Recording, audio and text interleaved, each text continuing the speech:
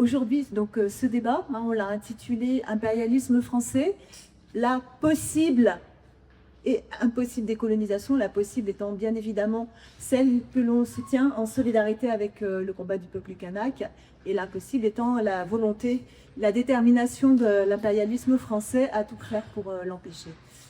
Alors, on accueille aujourd'hui, je disais, Brenda. Brenda, elle est depuis des années maintenant membre de la direction du FLNKS.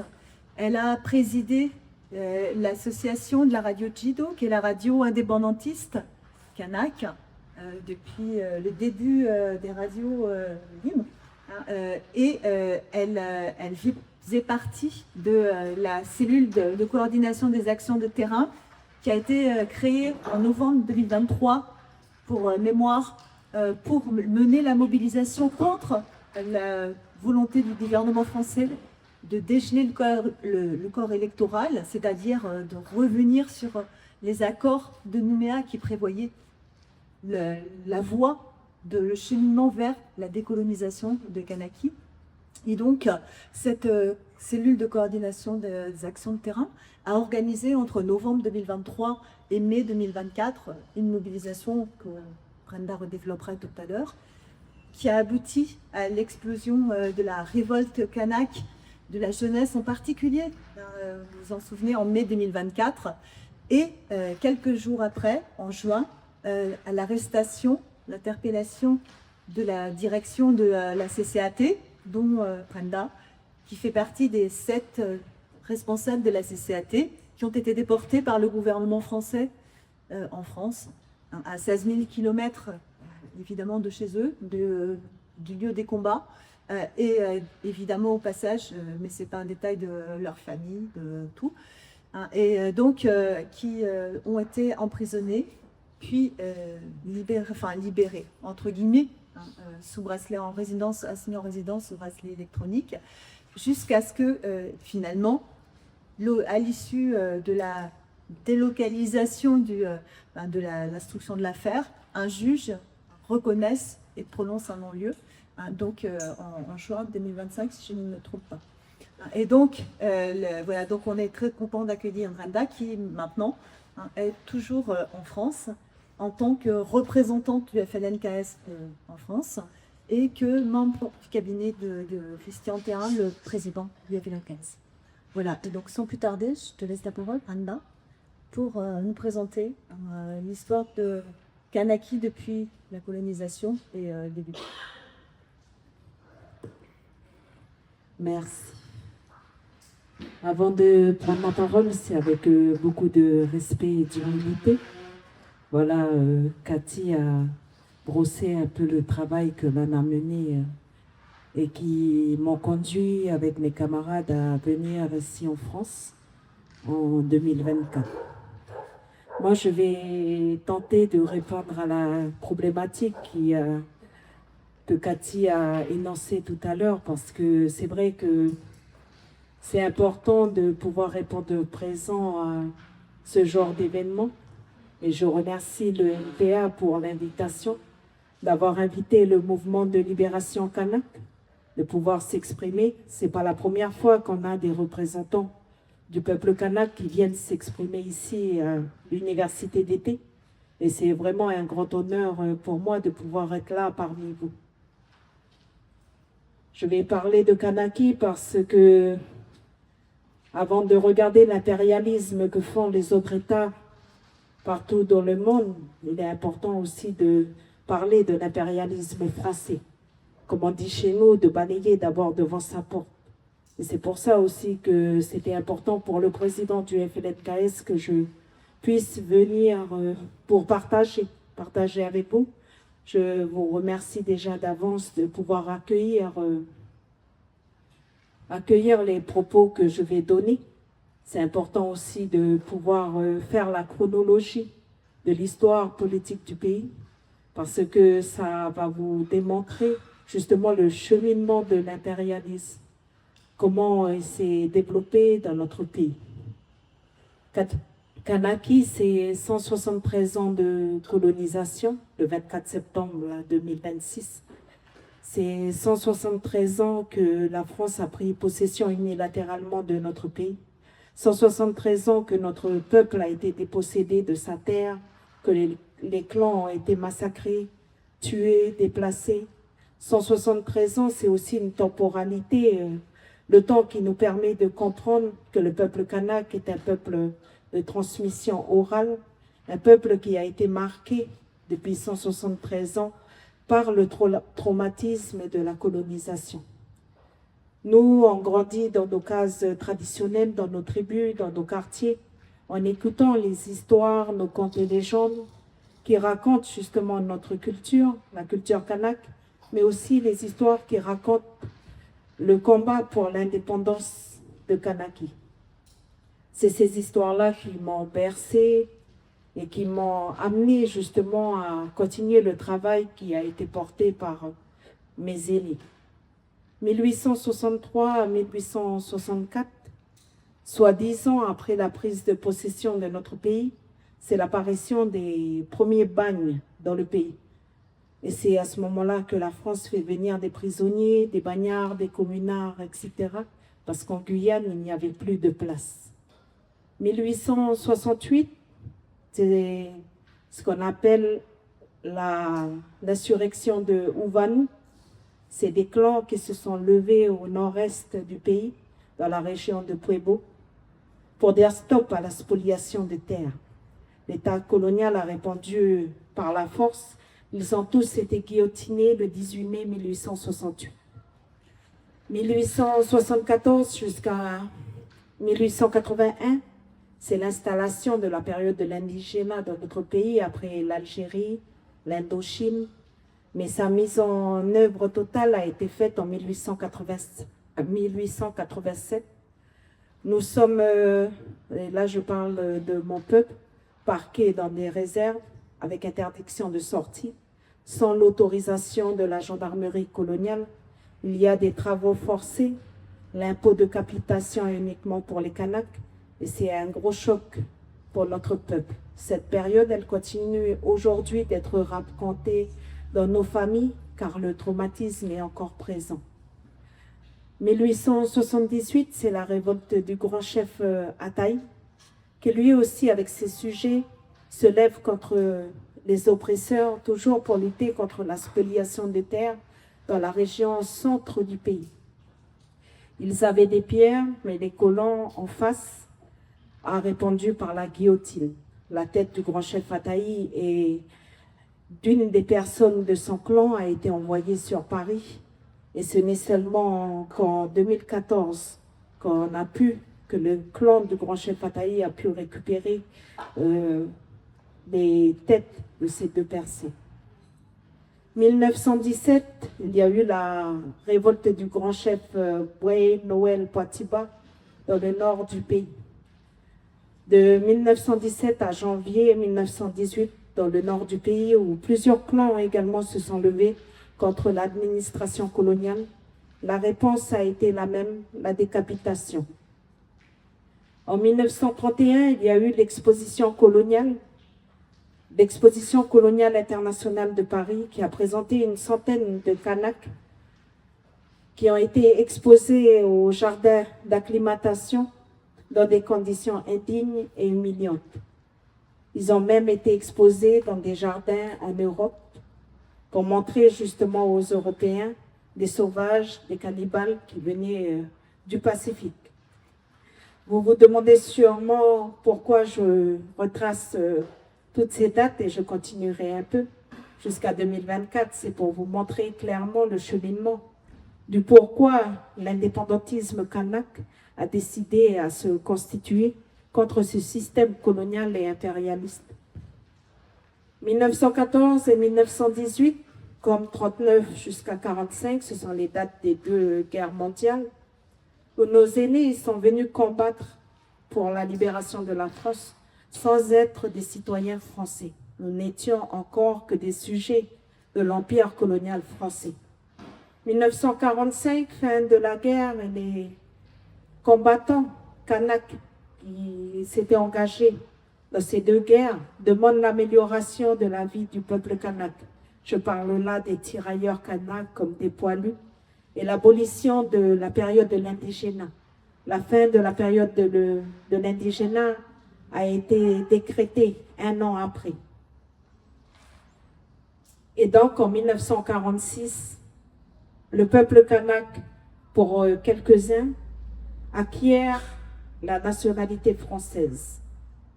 En 1946, naît Louis Callot, l'Union des indigènes calédoniens amis de la liberté dans l'ordre, d'obédience catholique, et un an après, l'AICLF, l'Association des indigènes calédoniens et loyalciens français.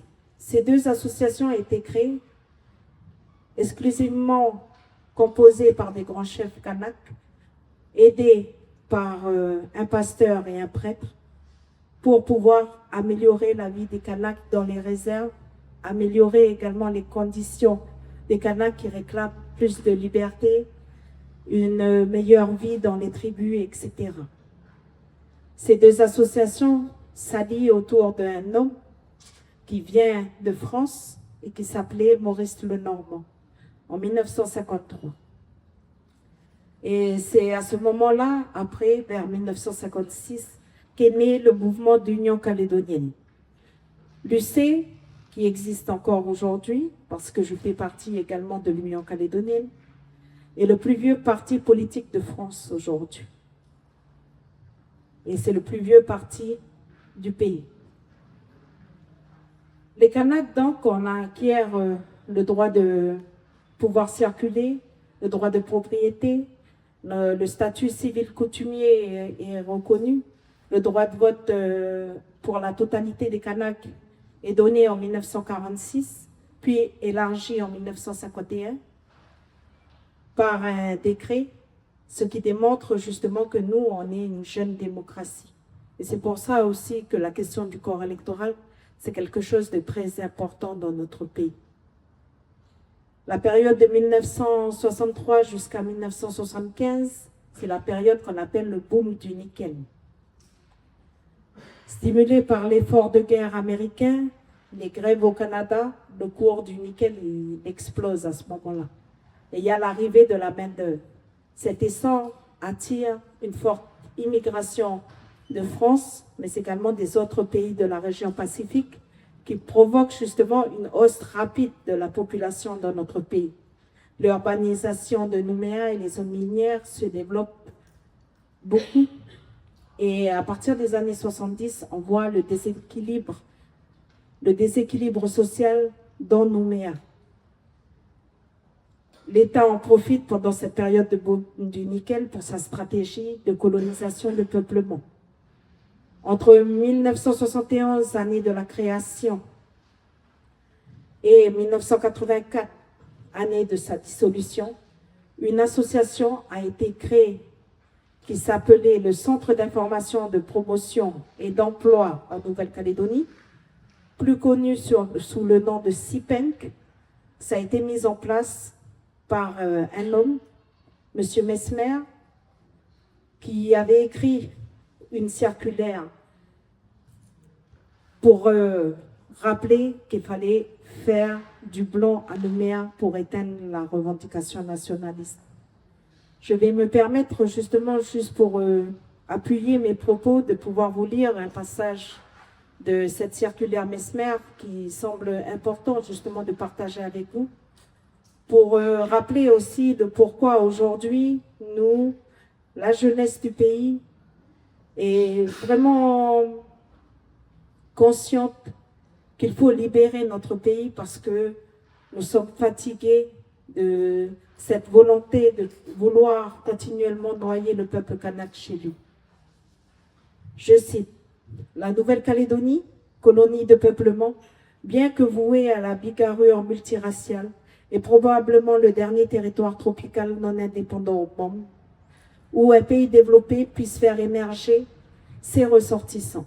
Il faut donc saisir cette chance ultime de créer un pays francophone supplémentaire.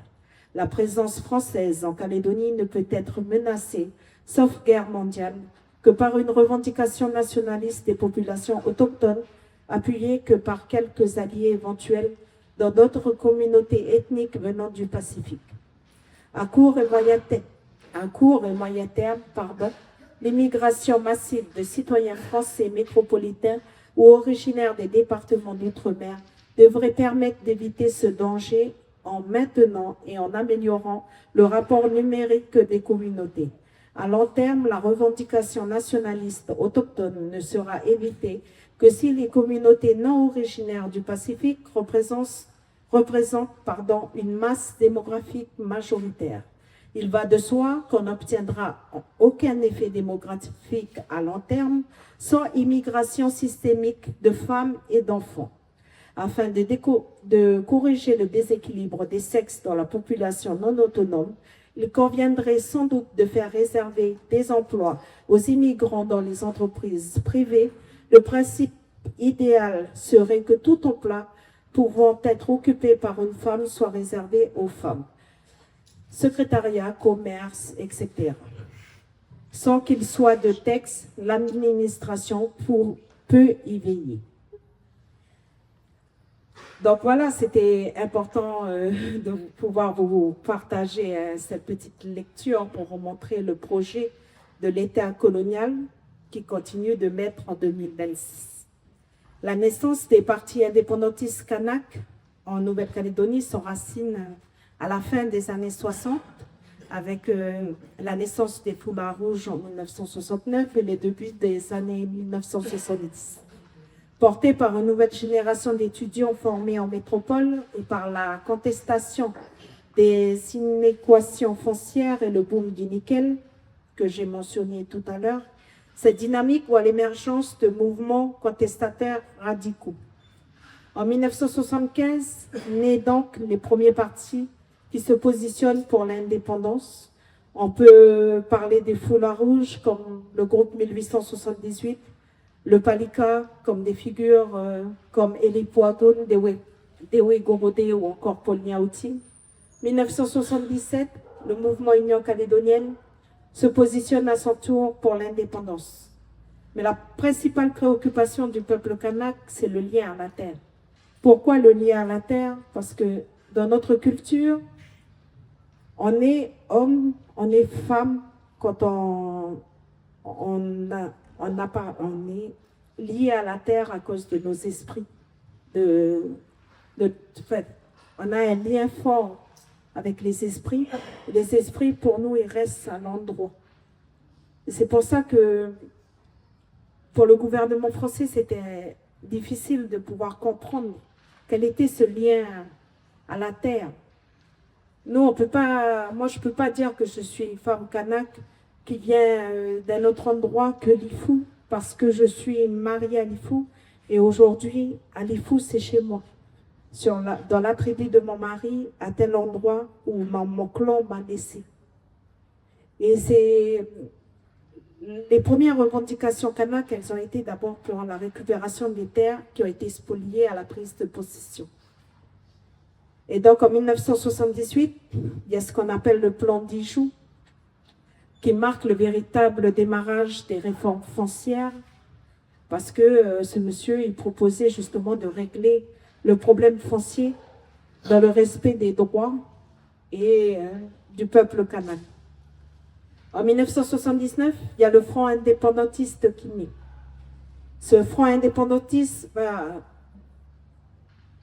va exister jusqu'en 1984.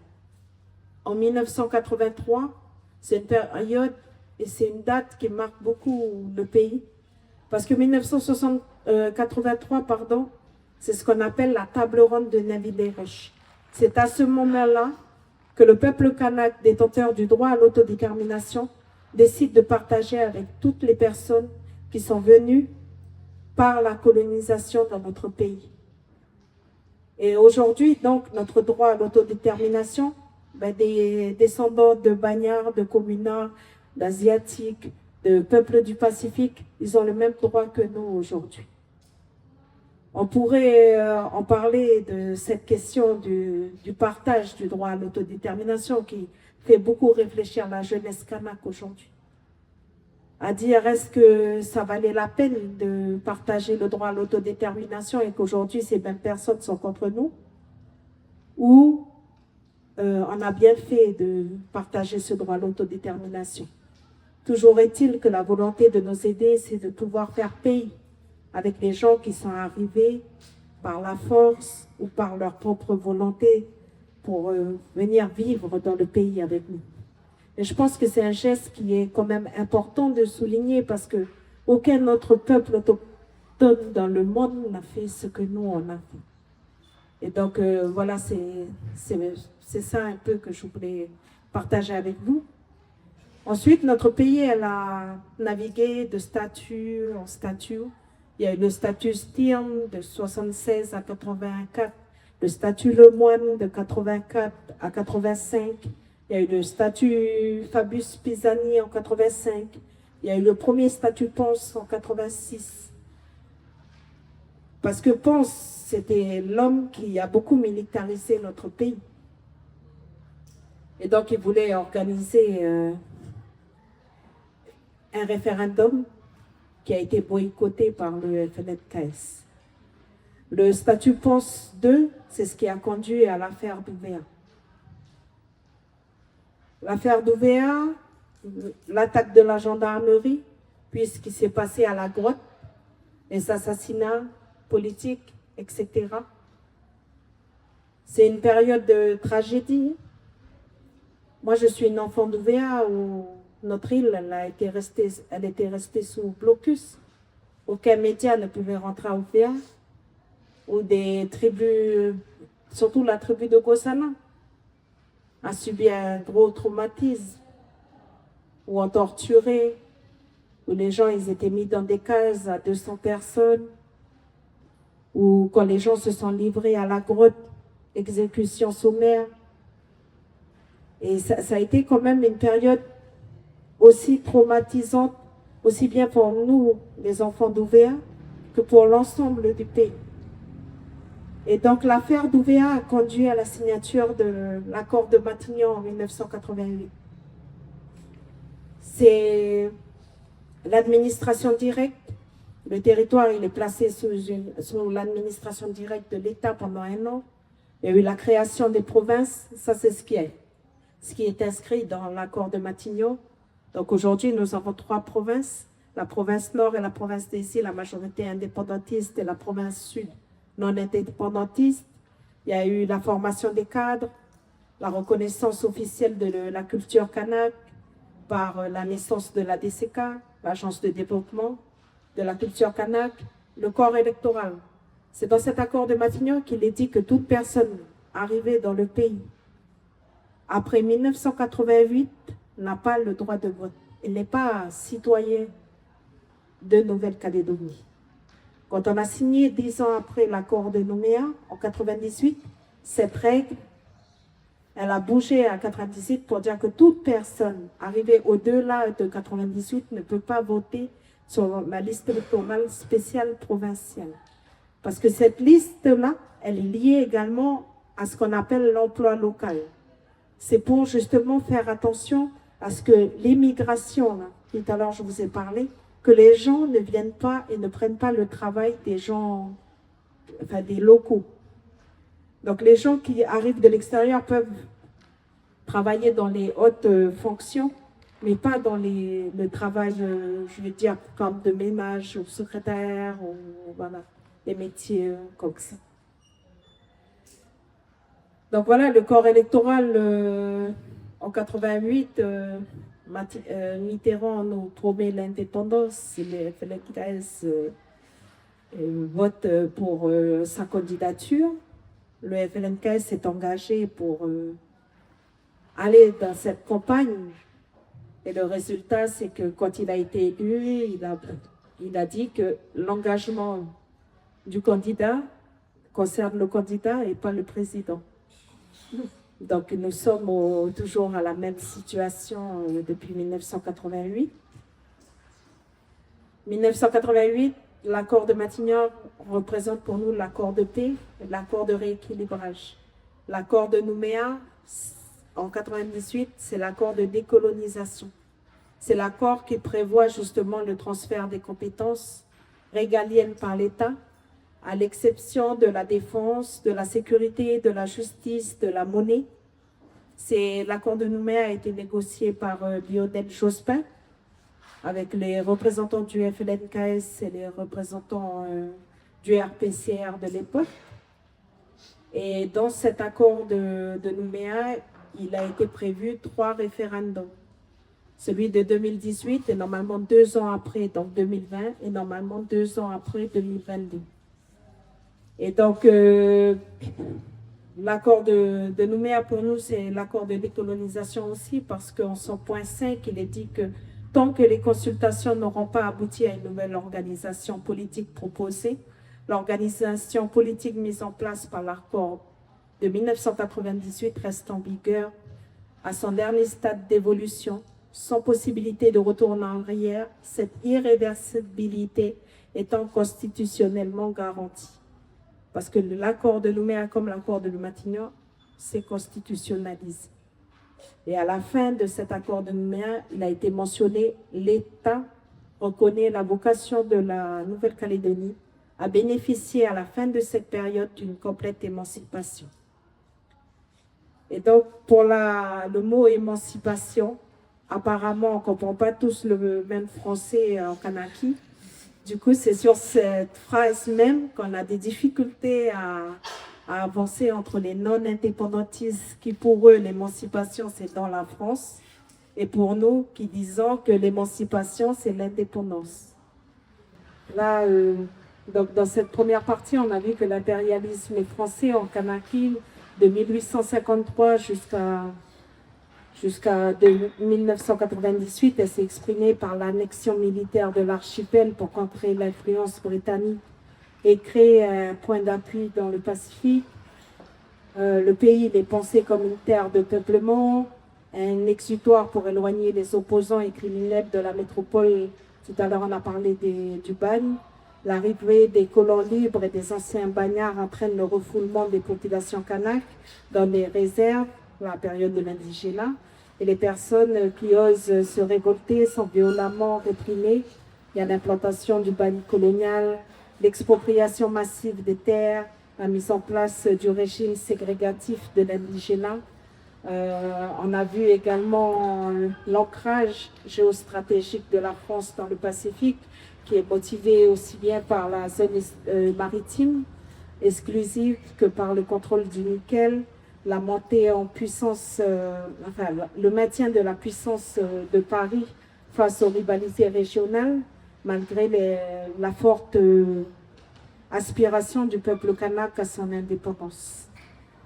Donc, je voulais aussi vous parler de la décolonisation. C'est quelque chose pour le FLNKS c'est ça ce qui fait que le mouvement de libération a été créé le 24 septembre 1984. Tout à l'heure, il y a eu une question pour revenir sur la période de 83, la table ronde de Nelly Desroches. Pour parler de cette table ronde-là, c'est le Front indépendantiste, l'ancêtre du FLNKS, qui a partagé le droit à l'autodétermination à toutes les personnes qui sont issues de la colonisation. Donc aujourd'hui, le droit à l'autodétermination n'est pas exclusivement réservé à nous seuls, peuple kanak, qui sommes détenteurs de ce droit, mais aujourd'hui, des descendants de Caldoche, des descendants wallisiens, futuniens, des Opankni, asiatiques, etc., ils ont aussi le droit à pouvoir décider de l'avenir institutionnel de notre pays. Donc voilà. Quand on parle de décolonisation, pour nous, le FLNKS, c'est le processus par lequel le territoire, notre pays colonisé, obtient son indépendance politique et sa souveraineté vis-à-vis de l'État colonial français. Notre pays est donc inscrit sur la liste des territoires non autonomes à décoloniser de l'ONU depuis 1986.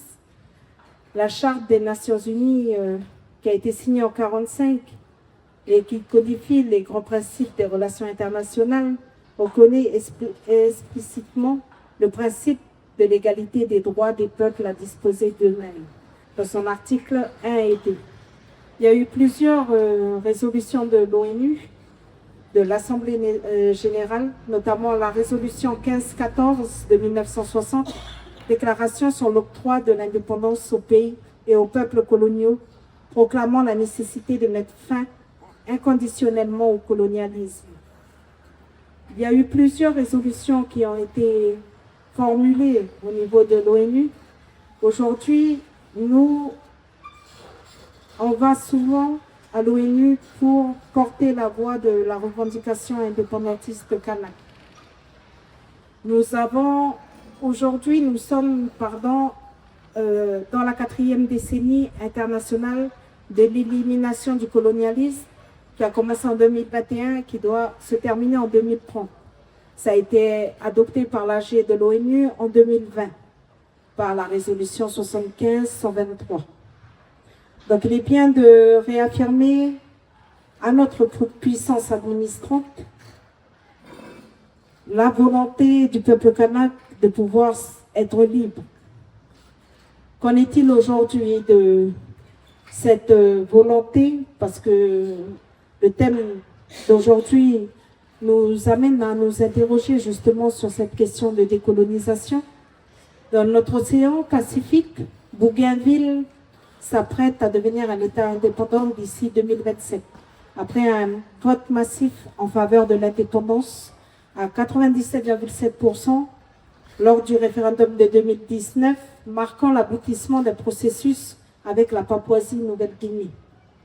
Pour nous, en Kanaki, après le paradigme de l'accord de Bougival, la volonté de l'État colonial français de nous enfermer dans une spirale au sein de la République française, on a réussi, par le biais de notre parlementaire et président Emmanuel Chibaou, de pouvoir bloquer le texte au niveau de l'Assemblée nationale par le vote massif de la motion de rejet préalable pour ce texte-là.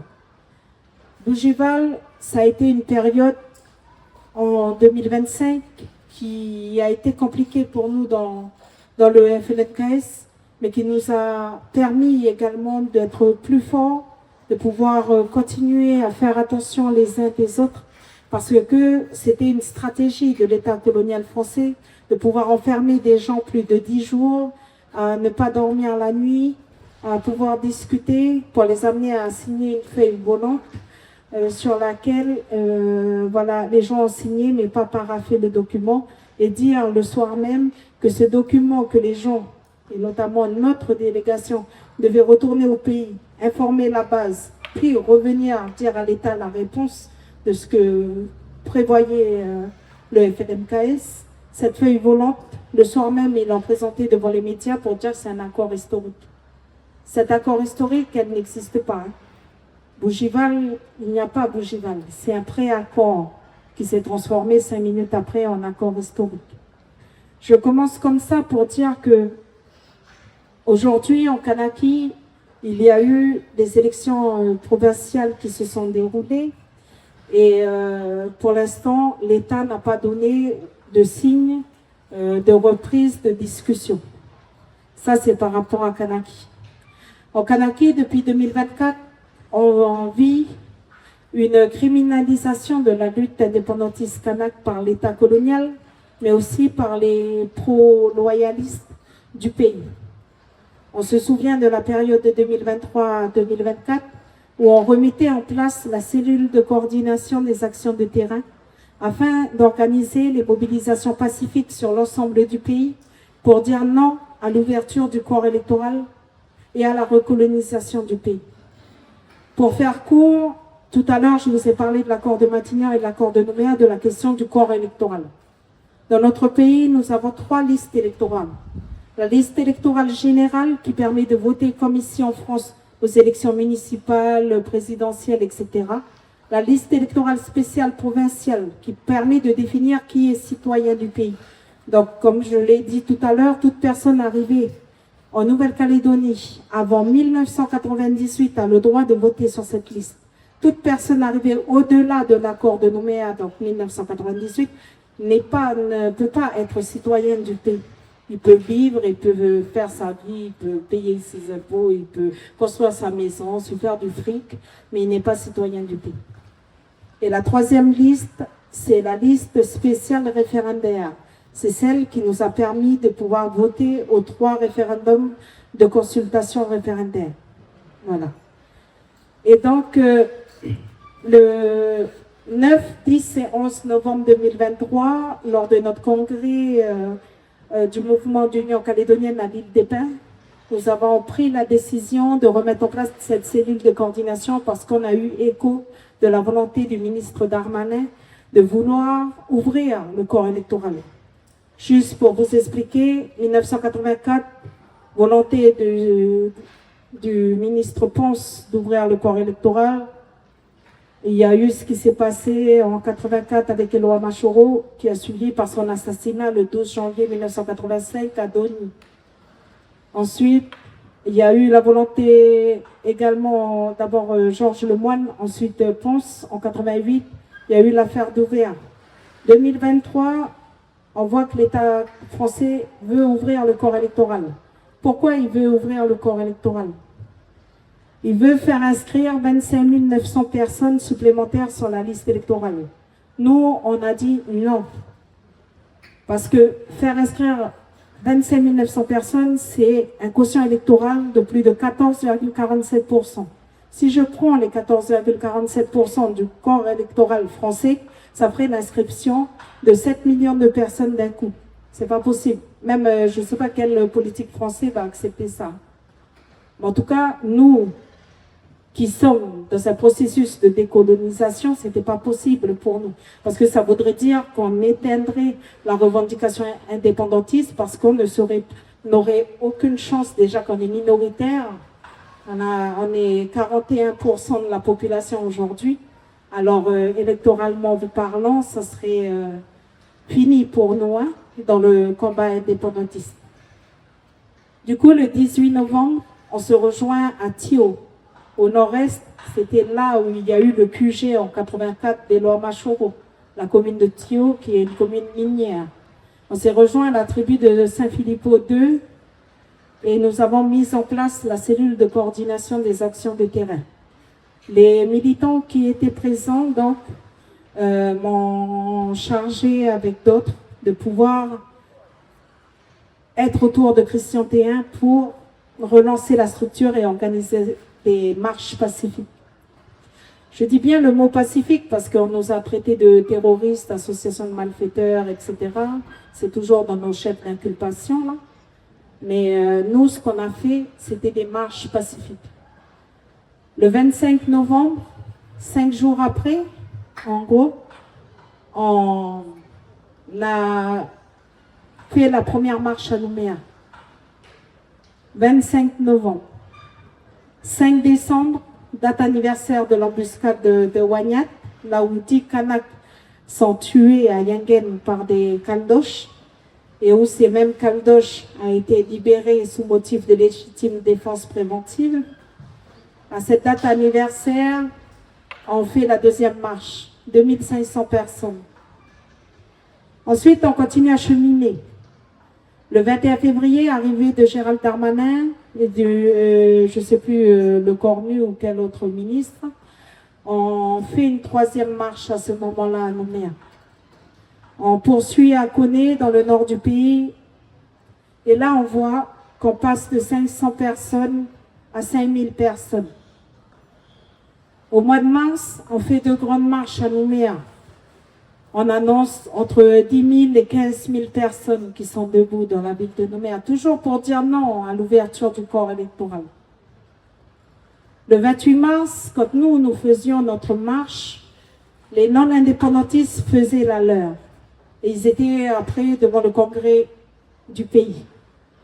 Et là, Sonia Baquès, la représentante des non-indépendantistes, prend la parole et dit « Nous le rappelons à Paris que si les parlementaires à Paris tremblent, le bordel, c'est nous qui allons le foutre dans ce pays. » Je ferme la parenthèse pour dire que à ce moment-là, on voit qu'on passe à un degré quand même.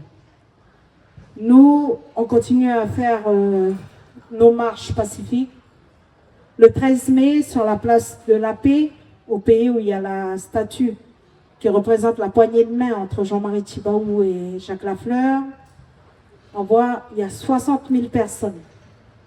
Ce jour-là, la mairie de Nouméa et la province sud ont sorti un arrêté, il n'y a pas de circulation de bus. Les gens marchaient des kilomètres pour être présents ce jour-là. Tous les magasins de Nouméa doivent être fermés. Il n'y avait aucun commerce ouvert. Les gens crevaient de soif sur la place des Cocotiers. Chez nous, il fait très chaud. Et donc là, il y a 60 000 personnes. Le soir même, aucun débordement. À aucune de nos marches, aucune de nos mobilisations, il y a eu des soucis. Rien. Le lendemain, la ville de Nouméa, la mairie de Nouméa arrive en ville, tout est propre.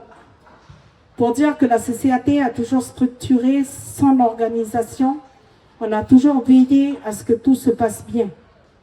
Parce que notre objectif à nous, c'était simplement de faire des marches pacifiques pour rappeler à l'État que rien ne se dicte depuis 22 000 kilomètres.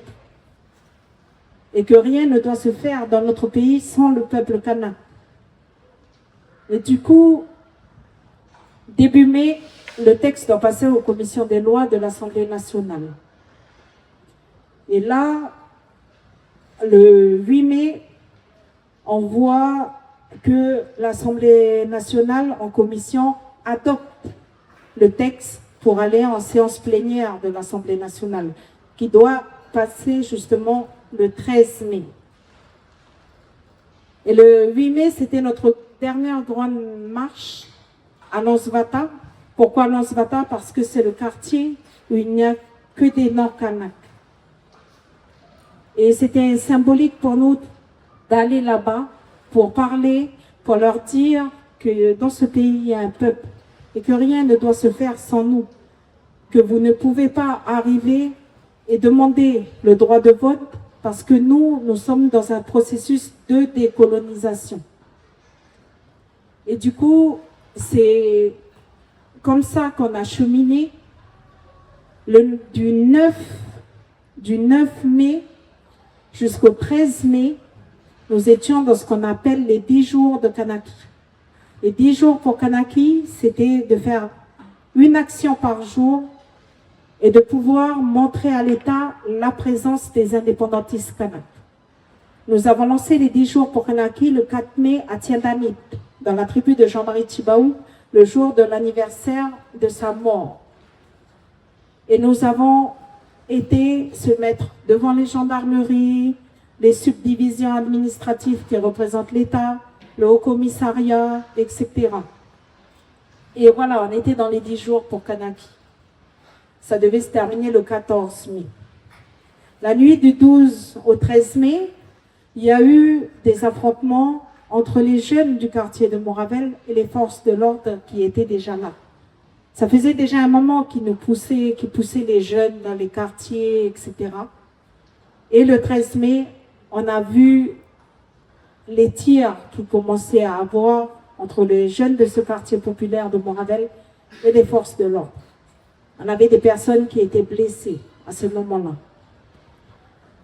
Le 13 au 14, la nuit du 12 au 13, on voit les premières entreprises qui brûlent. Moi, personnellement, j'étais sur le point de mobilisation de la Totuta parce que on avait demandé, nous, les responsables de la CCAT, et avec notre responsable Christian Théin, on avait demandé justement à l'USTKE, qui est le grand syndicat indépendantiste, qu'on puisse faire une action pour bloquer le port et l'aéroport symboliquement pour montrer à l'État français que c'est par là que les gens arrivent massivement. Et du coup, il fallait qu'on soit là, qu'on soit présent. On a fait ces 2 mobilisations au port avec une équipe et nous à l'aéroport de la Totuta. Et c'est là, en consultant Internet, qu'on voit que je m'aperçois que Nouméa est en train de prendre feu.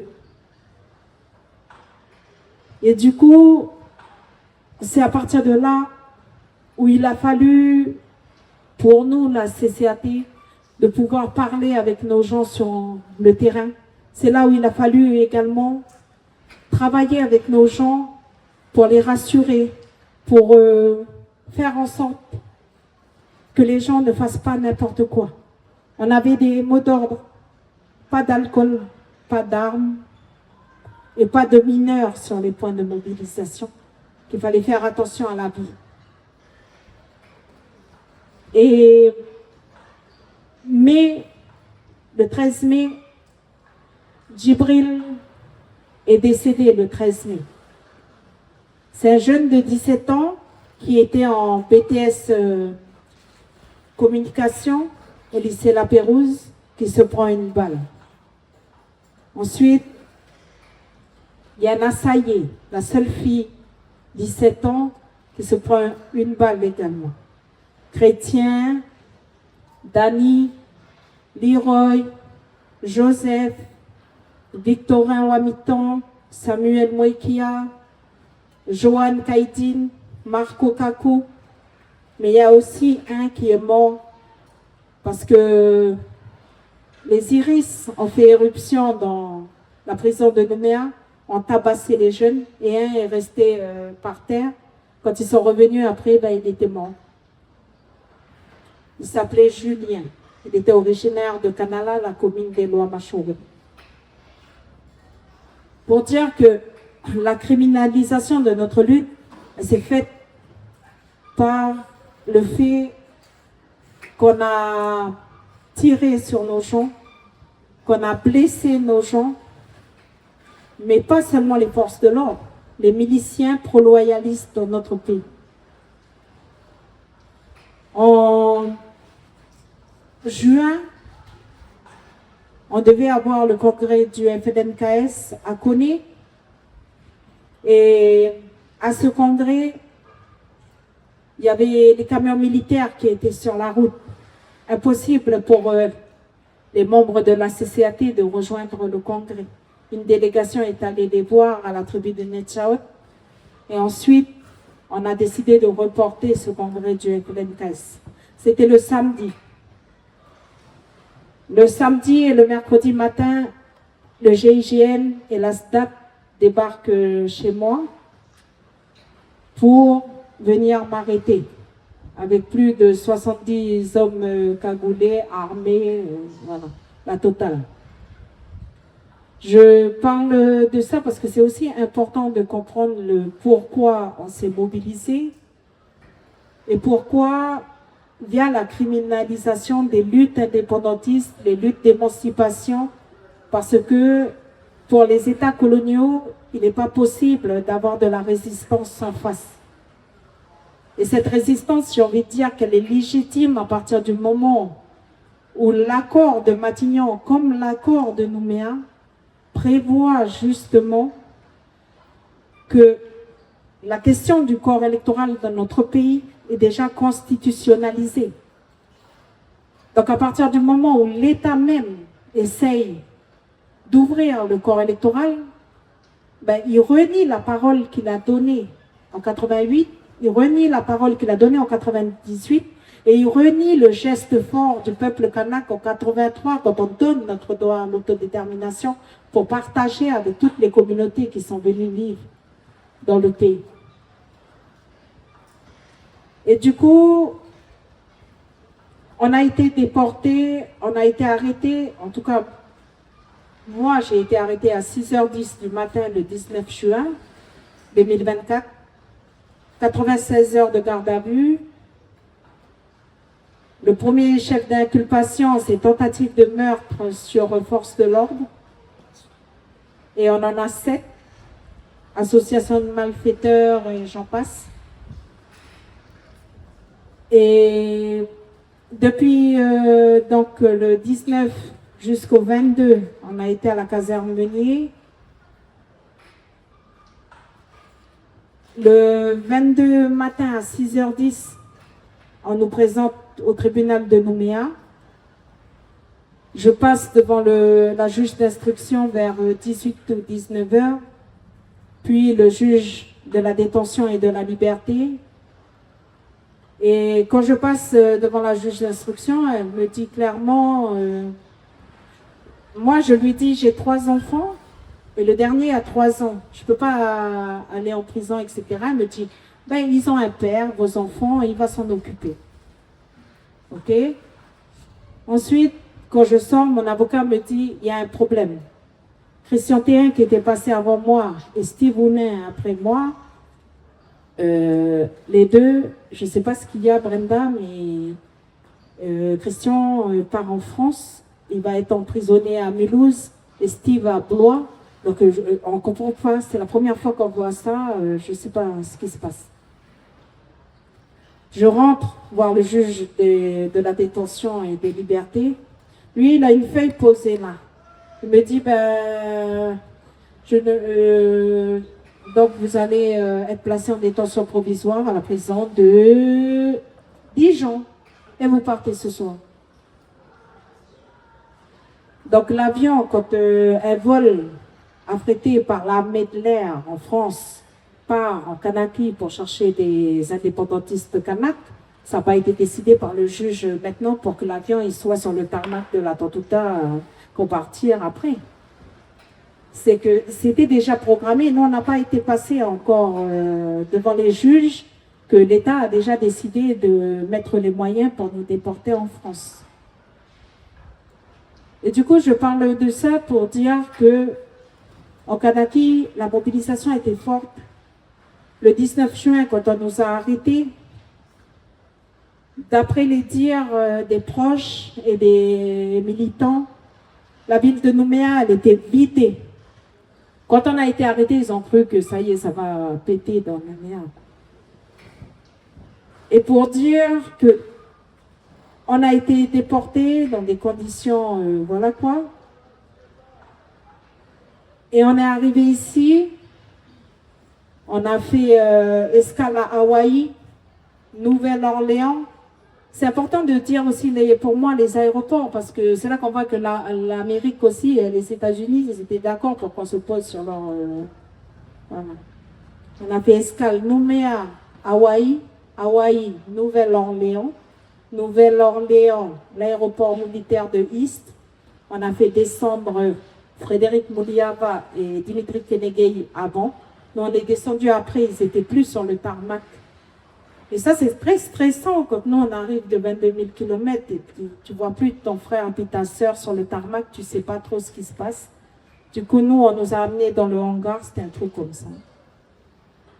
Et on a attendu. Et après, il y a le transat militaire qui démarre. Et là, on nous refait monter dans ce transat pour faire le dernier escale sur l'aéroport de Macra. On a eu de la chance, nous, on a été sur son aéroport, Villézy-la-Coublée. Et du coup, quand on arrive là-haut, moi, j'étais l'avant-dernière à sortir de l'avion. Le dernier, c'était Yewa Waeteane. Et quand je descends, je vois les unités de gendarmerie qui partent. Là, on change mes menottes, on me met dans un fourgon. Il y a un motard devant, il y a une voiture derrière, il y a un fourgon, il y a moi dans l'autre fourgon, et il y a un motard. Pour dire les moyens financiers qu'ils mettent en place pour, en 2026, dire par les juges que nous avons un non-lieu général, même si le parquet a fait appel tout de suite. Et c'est pour dire la criminalisation d'une lutte quand l'État colonial n'est pas d'accord qu'un peuple se lève pour réclamer ce qui est normal de réclamer, c'est-à-dire la liberté, la dignité, et de vivre bien, de se sentir bien chez soi. Et du coup, le ministre Darmanin nous a traité de mafieux, d'une bande de mafieux. Gabriel Attal, en réunion, ça a été filmé, il a dit que s'il pouvait y avoir quelques exemples, ça serait bien.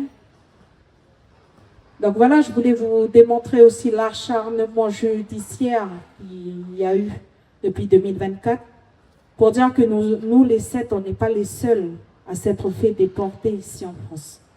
Au total, nous sommes plus d'une centaine de Kanaks. Les autres, ils sont toujours dans les geôles françaises. C'était des gens qui étaient en prison à Nouméa, mais soi-disant pour faire de la place, les ont déportés ici en France. Aujourd'hui, on est sorti de prison. Pour la plupart, il fallait refaire les passeports, trouver une adresse ici pour refaire les passeports, parce que nous, on nous a fait signer les passeports dans l'avion. C'est eux-mêmes qui ont préparé nos passeports, etc. Et donc aujourd'hui, pour repartir, la centaine de Kanaks que nous sommes venus être emprisonnés en France, nous sommes obligés de trouver des fonds pour repartir au pays. Et demain, si on a un procès l'année prochaine, en début d'année prochaine, il faudra revenir du pays, payer à nos frais et repartir au pays pour... Et je pense que quand on parle de décolonisation, il faut aussi parfois, quand on parle du droit des peuples à disposer d'eux-mêmes, mais il faut mettre en lumière aussi dans nos différentes luttes ce que l'État colonial fait, parce que c'est important aussi. Là, je parle de 2024. On pourrait parler de l'affaire du VA en 84, on pourrait parler de l'affaire de Wagnat en 84 ou VA en 88. On pourrait parler de l'assassinat de Pierre de Clercq en 81. Il y a plein de choses pour dire que la méthode, elle est toujours restée la même. C'est une méthode coloniale, c'est une méthode qui permet qui leur permet de réprimer la lutte de revendication. L'ONU a condamné plusieurs fois et a rappelé les choses à la France, mais bon, eux, ils n'appliquent jamais rien. Donc, voilà. Donc, aujourd'hui, dans notre pays, c'est quoi la stratégie du FLNKS? Le président du FLNKS s'est rendu 2 fois au Vanuatu, dans le Pacifique. Nous, je ne l'ai pas dit, mais nous faisons partie du groupe mélanésien de fer de lance. Dans la plupart des îles du Pacifique sont indépendantes. Et donc, on a un groupe qui permet à nous, les pays de la Mélanésie, de pouvoir être ensemble, de travailler, de réfléchir, etc.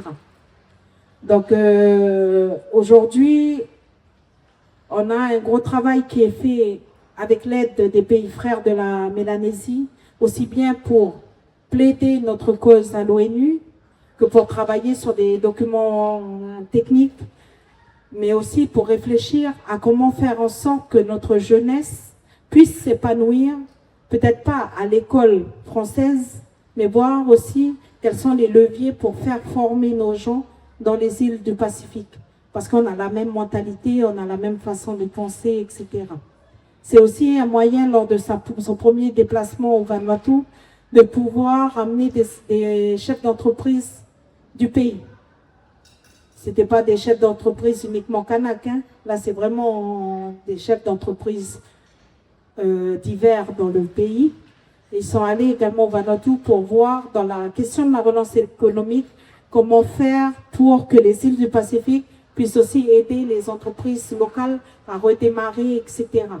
Donc ça, c'est un travail que le président du FLNKS est en train de mener actuellement. Aujourd'hui, nous, dans le pays, la situation économique, elle est compliquée, elle est fragile. Mais aujourd'hui, ça a permis aussi aux gens de revenir à ce qui est essentiel pour nous. Cultiver la terre, faire des marchés, pouvoir gagner de l'argent autrement. Et du coup, on voit que ça s'est beaucoup développé dans le pays. Nous, ce qu'on dit, le FLNKS, c'est ce qu'on a toujours dit dans les discussions avec l'État, c'est que pour nous, le socle, c'est l'accord de Nouméa.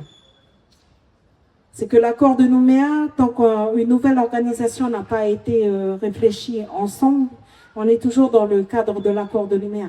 Donc pour nous, l'accord qui doit venir après, ça doit être la suite de l'accord de Nouméa.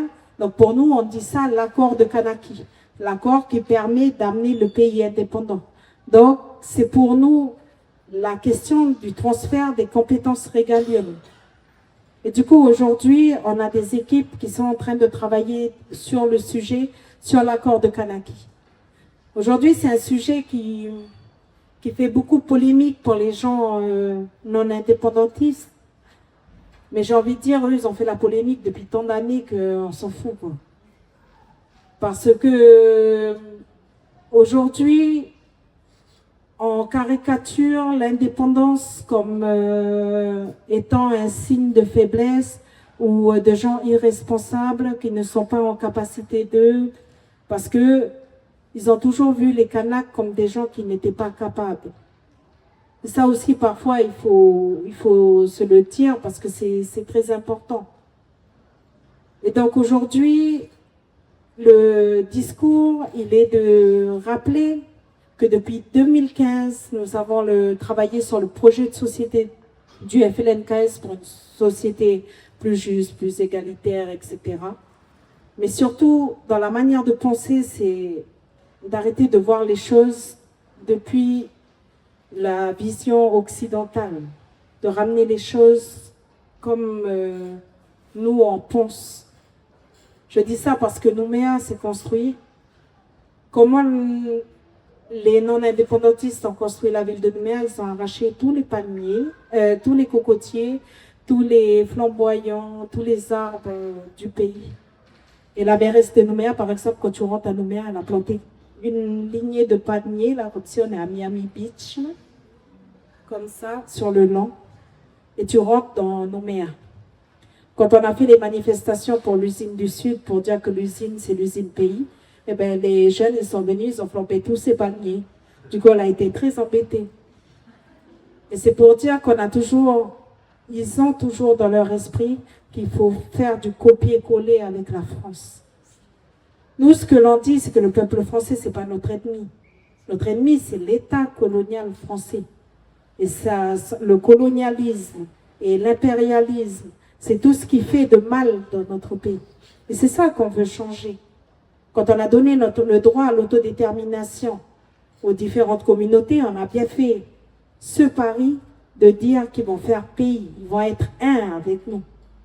Aujourd'hui, tout à l'heure je l'ai dit, et même Emmanuel Tjibaou, quand il a pris la parole pour répondre à Nicolas Mesdorf à l'Assemblée nationale et à d'autres députés, il m'a bien dit, il faut faire attention à ne pas respecter la parole donnée. Parce que notre parole, nous, de 83, quand on a partagé le droit à l'autodétermination, on a toujours gardé cette parole-là. Même dans les moments les plus difficiles, même quand les jeunes Kanaks n'avaient pas le droit de rentrer en boîte de nuit, même quand nous, on n'a pas le droit, ou parce qu'on sent qu'on n'est pas accepté d'aller dans certains quartiers, eh ben, on n'a jamais remis en cause le geste que nos aînés ils ont fait. Et je pense que c'est aujourd'hui, pour moi, il y a la possibilité de décoloniser notre pays si l'État français applique le droit international. Et c'est important aujourd'hui d'avoir le soutien du peuple français, parce que c'est avec vous qu'on va réussir à gagner ce pari. Je pense qu'aujourd'hui, il y a eu beaucoup de morts, il y a eu beaucoup de souffrances, mais tout ça au prix de la liberté. Et c'est le cas en Kanaki, comme c'est le cas dans le Pacifique. Je vais parler de West Papua, avec l'Indonésie, qui continue à faire un génocide, mais que personne n'en parle. Et c'est pareil également pour le cas de la Palestine, c'est pareil pour le cas d'autres pays dans le monde. Pour dire comme ça que le simple mot liberté, ben, il implique des morts, du sacrifice, de la souffrance pour le peuple autochtone. Alors que c'est quelque chose qui doit être compris. Et donc, moi, aujourd'hui, ce que j'ai envie de vous partager pour juste conclure cette partie, c'est de dire que l'accord de Kanaki, c'est un accord où on veut redéfinir notre lien avec la puissance administrante, avec l'État colonial. C'est de voir dans quelle mesure lui, il gagne quelque chose et nous, on gagne quelque chose. Mais nous, ce que l'on dit, c'est on doit être indépendant d'abord et voir comment et avec qui on tisse nos interdépendances. C'est-à-dire la compétence de la justice, par exemple. On n'a pas de juge kanak, on n'a qu'une seule juge kanak aujourd'hui. Avec qui on peut tisser, peut-être avec les pays frères de la région, peut-être avec la France, peut-être avec d'autres pays. Mais on doit d'abord acquérir notre indépendance et pour ça, on a besoin de tout le monde. Parce que la liberté, elle ne s'achète pas à coups de milliards. Et ça, je l'ai dit aux enquêteurs, je l'ai dit à tout le monde. Nous, le droit à la liberté et à l'indépendance, ce n'est pas vos milliards que vous envoyez pour nous amadouer. Nous, on veut juste un truc, c'est être bien chez nous. Voilà, merci à tout le monde.